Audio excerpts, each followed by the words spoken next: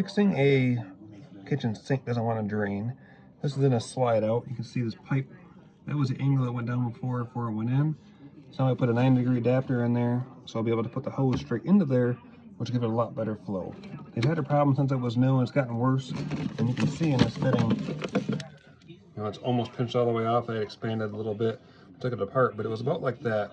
So it's definitely not a good flow when you should have 1.5 inches of pipe to go through.